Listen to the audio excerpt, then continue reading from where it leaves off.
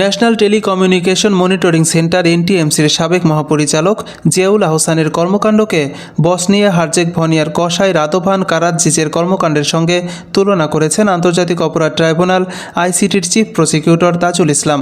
20 November বুধবার জুলাই আগস্টের হত্যাকাণ্ডের ঘটনায় মানবতা বিরোধী অপরাধের অভিযোগে পুলিশের সাবেক মহাপরিদর্শক জিপি চৌধুরী আবদুল্লাহ আল মামুন ও এনটিএমসির সাবেক মহাপরিচালক জিয়াউল আহসান সহ 8 সাবেক কর্মকর্তাকে গ্রেফতার দেখানোর শুনানির সময় এই মন্তব্য করেন চিফ প্রসিকিউটর তাজুল ইসলাম। ট্রাইব্যুনালের শুনানিতে বলেন, জিয়াউল আহসানের নেতৃত্বে বিএনপি নেতা ইলিয়াসকে গুম করে হত্যা করা হয় বলে আমরা জানতে পেরেছি।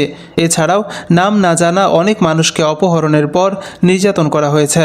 তার পৈশাচিকতা 90-এর দশকে বসনিয়া হার্জেগভনিয়ার সার্বিয়ান বাহিনী যে গণহত্যা চালিয়েছিল, যে ধরনের অত্যাচার করত, তার সাথে আমরা তুলনা করেছি।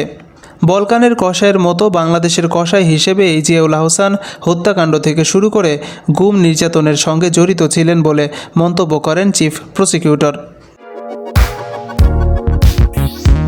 এদিকে শুনানি শেষে যথাযথ ও কার্যকর তদন্তের স্বার্থে পরবর্তী নির্দেশ না দেওয়া পর্যন্ত 8 আসামিকেই কারাগারে রাখার নির্দেশ দেন ট্রাইব্যুনাল। আদালত থেকে কারাগারে নিতে প্রিজন ভ্যানে নেওয়ার সময় কয়েকজন পুলিশ সদস্য তার 2 হাত ধরে রাখেন। এই সময়ও তিনি তাদেরকে হাত ছেড়ে দিতে বলেন। মাসুম বিল্লাহ, সরেজমিন বার্তা।